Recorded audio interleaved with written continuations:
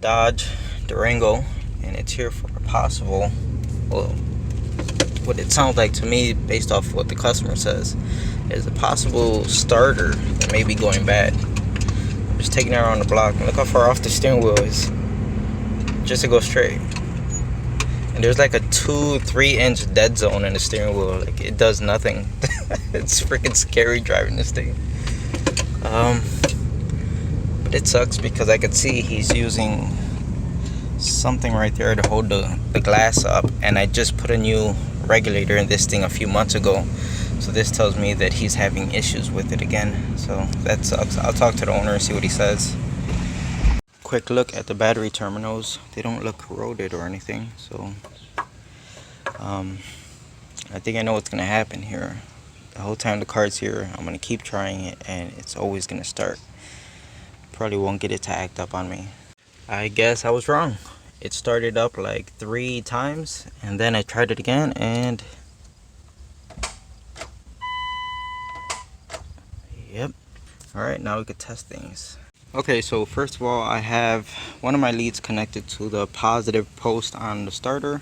You can see my other lead is right here on the negative side of the battery, and we have battery voltage. So go ahead, switch over to positive, and let's see if we could get any voltage drop. Alright, let's see if it'll act up this time. This is where having one of those fancy flukes where the the display actually comes off and you can take it with you. That's where it really comes in hand. That would be pretty sweet this time. But I think we're in frame and hopefully the truck acts up.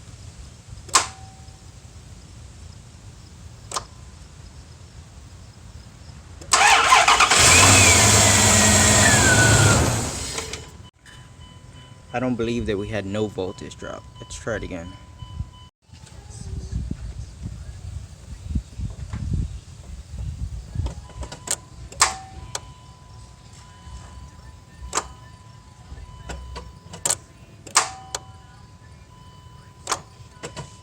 Okay, so this time we actually did get a reading while I was trying to crank it. I'm not worried about the positive wire going to the starter now. And now I'm actually on the S terminal. So as you can see, we have battery voltage. And let's go ahead and crank the key, which is weird. Okay, so that's why I'm seeing something. I'm on positive over here. So if we go to negative, okay, that makes sense. We should not have voltage right now until we turn the key. Alright, so I got someone to turn the key for me. And go ahead. Okay, so we have battery voltage. It only went up to 10 volts. But we are getting power. Try it again. Try it again.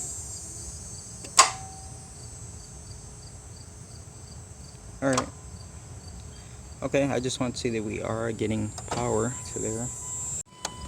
Alright, next we're going to try seeing if we have a good ground. So I'm just using a test light here. Let's put this, I think I'm doing it correctly, on negative post of the battery. Okay, turn the key. Let go. Try it down here. Okay. Alright, so now I'm on the positive side of the battery. Just confirm. Test light does light when we touch ground. Okay, go ahead.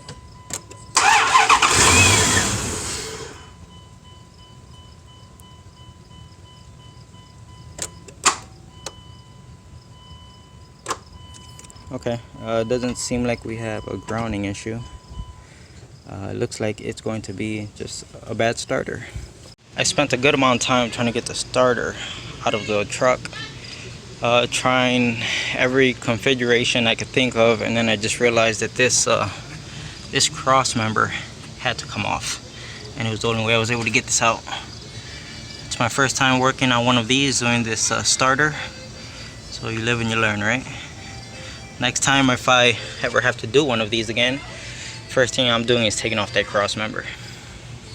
Alright, so the original starter just had a regular stud on it like this for the S terminal, and the new one has like this plug on it. Looking at the original harness here, you can tell there's 2 splices in here, so this thing has already been converted over twice, and it looks like I'm gonna have to go ahead and chop it once again and put an end on it to plug into this. That sucks. It's never just change the starter, right? There's always something else involved. I just finished the starter. Let's see if it starts. Sweet. One more time.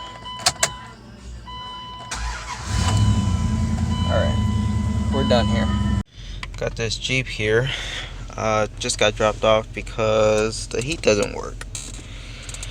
Let's see. The fan speed works. I will turn this on. So all of the fan speeds work.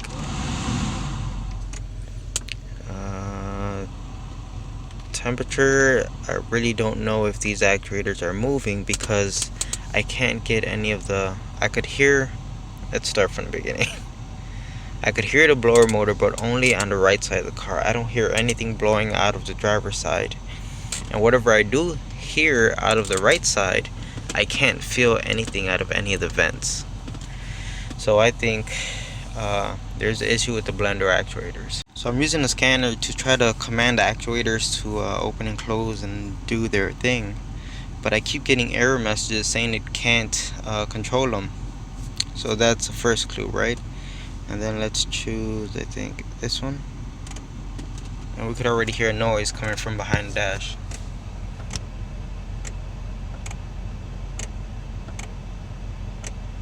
I got the glove box out of the way so I could get to this actuator right here. And as soon as I get in here, look at this. It's not plugged in. What the heck is going on here?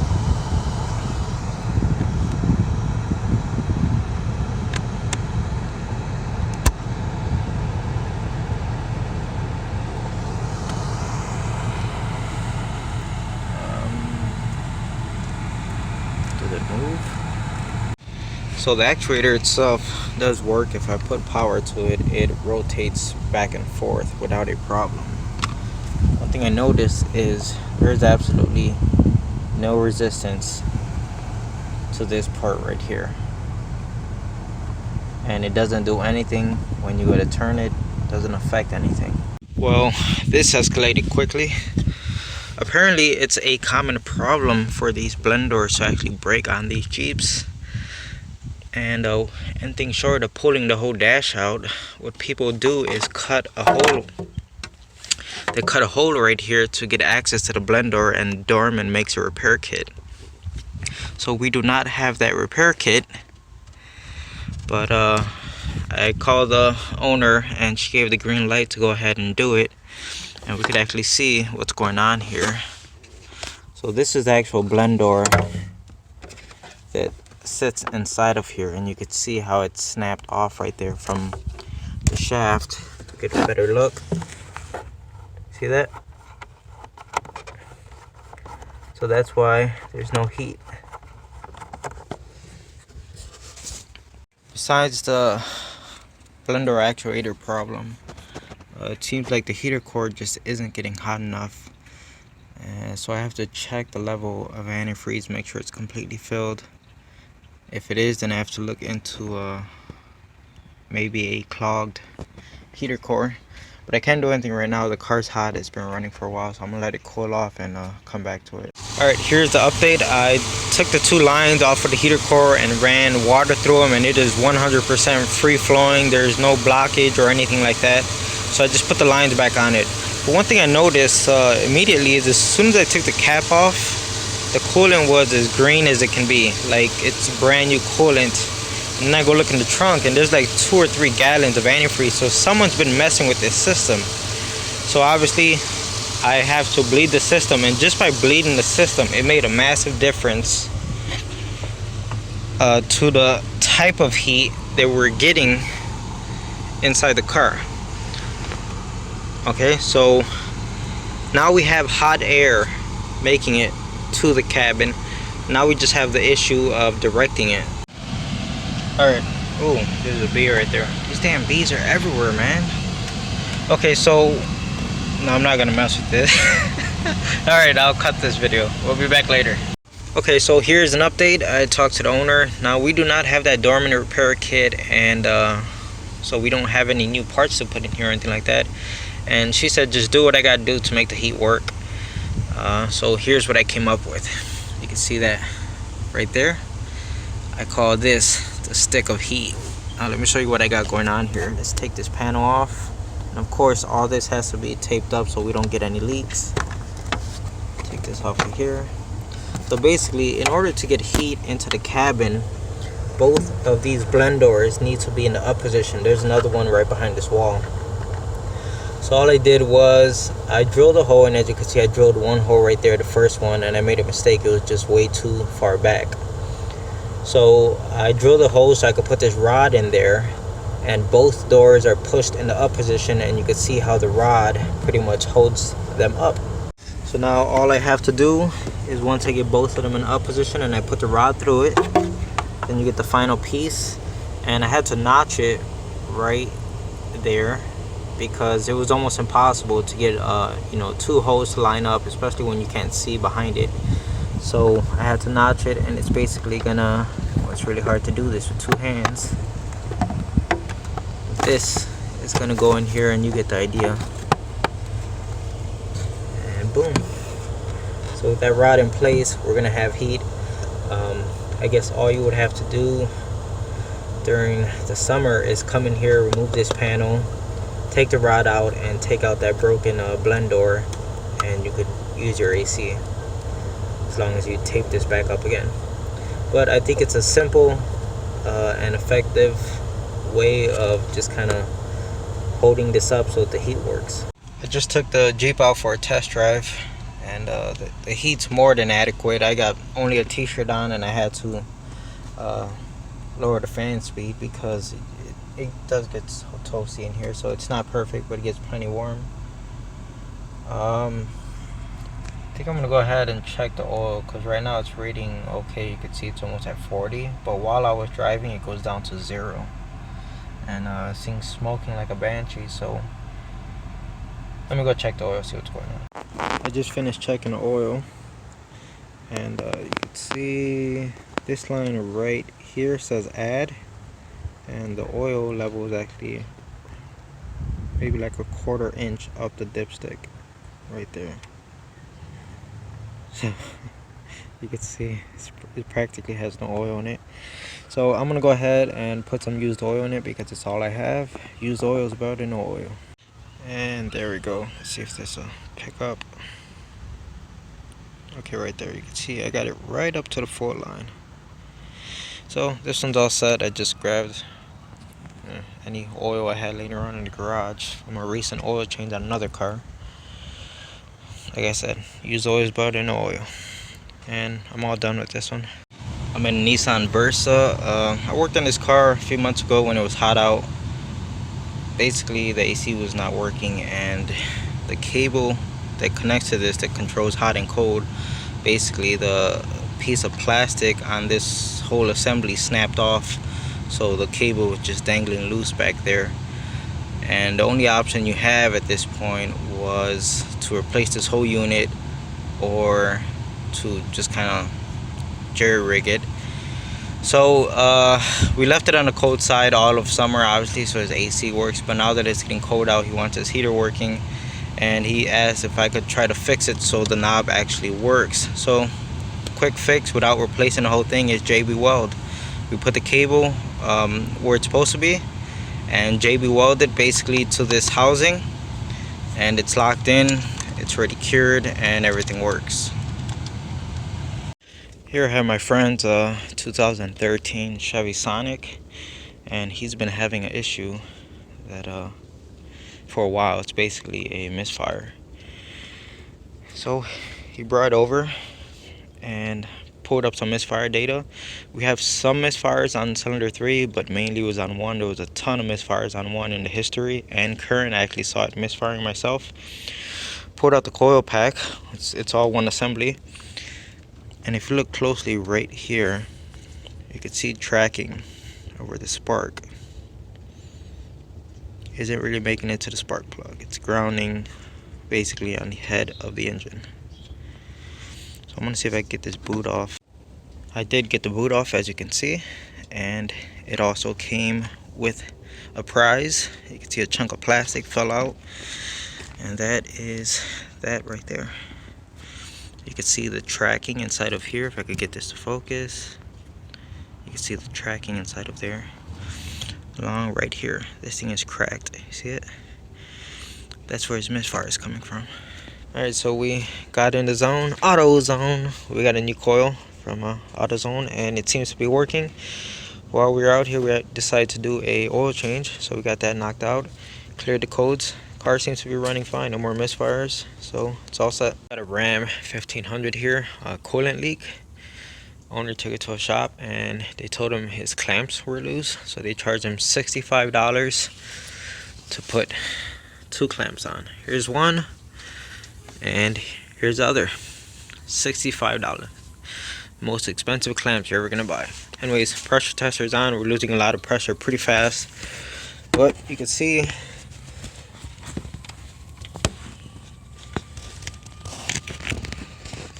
super hard to get the camera in here, sorry. Let's see, we have a leak right there. Have not pinpointed where it's coming from exactly, but it is leaking. Here's where the leak is coming from. See that? So right where they changed the clamp.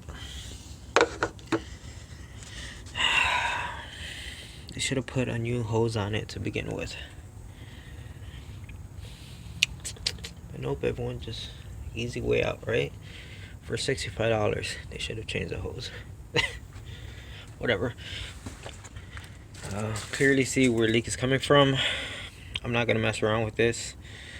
It's going to need a new hose, and it had the original clamps on here and they put this crap. Everyone knows I hate this crap, okay? I hate these clamps, but it is what it is. It's what we got to work with, and that's it. I have not touched this clamp. I have not loosened it or anything. Look at that. Yeah, I'm not gonna mess with this. I'm not gonna say, oh, the clamp was just loose. No, it's gonna get a hose. I don't care. Look at that. I'm able to just completely take it off if I wanted to. I'm out here with this 1500. As you can see, it's dark out already. Got the old hose off of it, and that one, as soon as you take the clamps off, that thing slid off faster than a broken condom. So we got the new one installed, and on both sides, when you go to slide it on, it was a very snug fit. And with the clamps on it, I'm pretty confident that this is not gonna leak. So I'm pretty happy with the way the hose is fitting. You can see the smoke coming out the coolant right there. I just finished bleeding the system. It's pretty much all set. I just have to do a little bit of cleaning up. As you can see, got some spillage right there, but this one's all set. Now I gotta go look at a Nissan Sentra. Came in on the hook.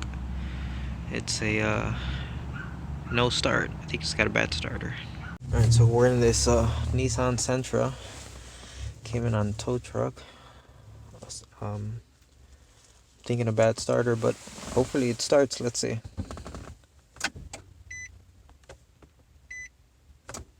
And nothing. Let's try. Look. Let's see.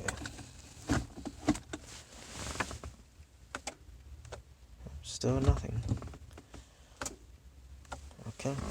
Alright, so because of where the starter is located, I can't really get to it to test for a voltage drop and to make sure we have battery power at the at the starter. It's just such a pain in the butt. Here's where I'm at. You see there's a lot of corrosion on the positive side, and if you look inside of there, it does not look any better. So you can see how bad that's looking. And if we look inside of here, I can't tell if any of these things are blown out, but you can see all the corrosion inside of here. So this may be our problem right here. Maybe we're not getting enough power to the starter to even crank the engine. Maybe there's a ton of voltage drop. Got the Sentra in the garage. It's so random at whenever the hell it wants to start. So on the older Sentras, they did not have this big intake manifold right here. And taking a starter out is as easy as walking a park. But on this design, because of the intake manifold, I just removed everything from right here, removed the core support, and the one benefit to having this thing broken from, you know, once you crash the car, is that I could push this all the way back and then obviously disconnect the radiator hose, and you tilt the entire radiator assembly forward, and it gives you just enough space to pull that starter out. So here goes the new starter, another salvage yard, but it's OEM and we're going to assume it works. So let's go ahead and pop this bad boy in. Okay, new starter is in, batteries reconnected, and it's the moment of truth. Let's see if the car starts, and once I confirm everything works, I'll finish putting it all back together.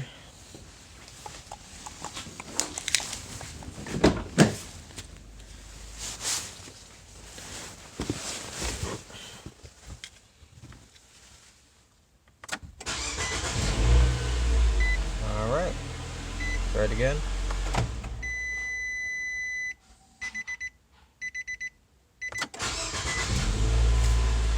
Alright, so new starter works for now.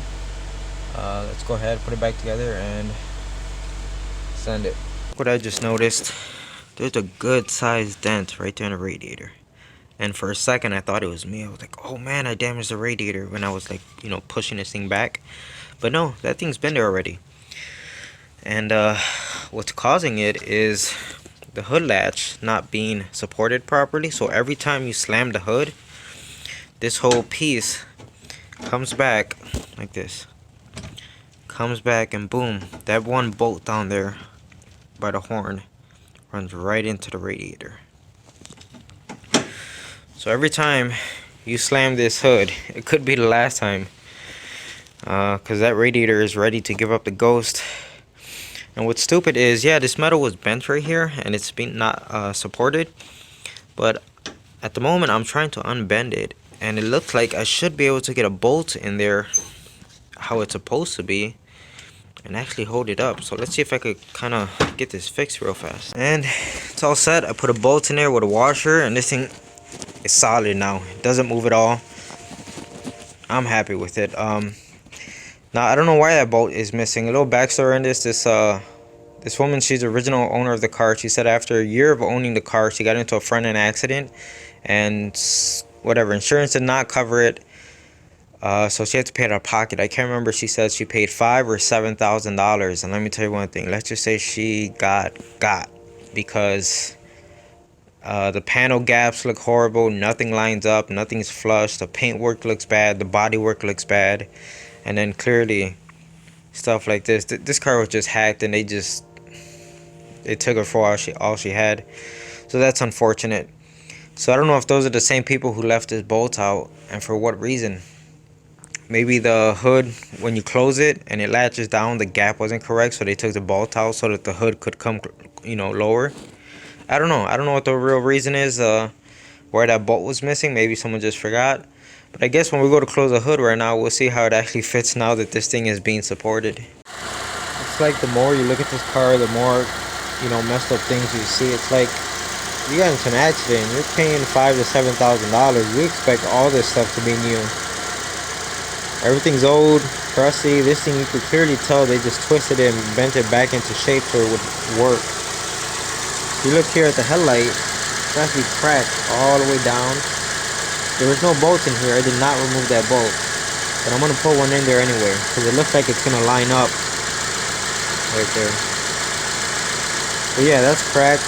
This headlight should have been replaced. I mean, and I know I'm just, you know, I guess I'm overstepping things because we don't know if this was from that accident that happened years ago, right? We don't know that. I'm just gonna assume.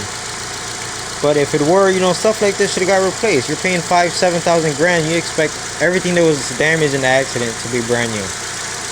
But The only reason I say things like this is because I worked in a body shop. Okay, I worked in 2 different body shops, and in the one of them especially, the boss would find any way to save a penny. Okay, if that headlight costs, let's just say, I don't know, $400 brand new, right, from the dealer, what he'd do is obviously go on Amazon, go on eBay, whatever, go on LKQ, look for an aftermarket one, get it for $200, right? But he figures, well, I could save even more money. He's like, oh, it's just cracked. Oh, no, it'll work. Just leave it. Even though he's already charged the insurance company, you know, for a new part. Oh, no, leave it. It'll be fine. Or he'll be like, just go ahead and glue this back together and, you know, make it look nice. The customer won't notice. It's just things like that. So I've worked in a bad work environment like that with a bad boss, employer, if you want to call it. Okay, so I know exactly how things like that go down. So when I see stuff like this, I could clearly tell when corners were cut just to save a penny. And it's just how it is. I mean, it's unfortunate, but what are you gonna do? And that's it. I got it to latch. Here's some play in it.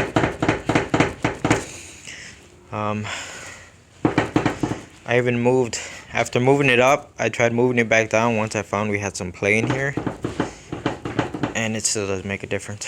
There's still, but the important thing is it's latched on the primary latch, and I feel a lot better about that. The car's actually safe, starter works, bled the cooling system. I'm doing this lower control arm and strut assembly on this Nissan Sentra, the one that would not start. Like I mentioned in my previous video, we have salvage yard parts, and the thing that sucks is this. So here goes the whole assembly, and I checked the ball joint lower control arm and it seems pretty loose, looser than I would like it to be. I called the owner, told her about my concerns, and you know, we get the classic, no, I'm only keeping the car for 1 year, so just go ahead and put it on. Alright, taking off a bad ball joint to put another bad ball joint on.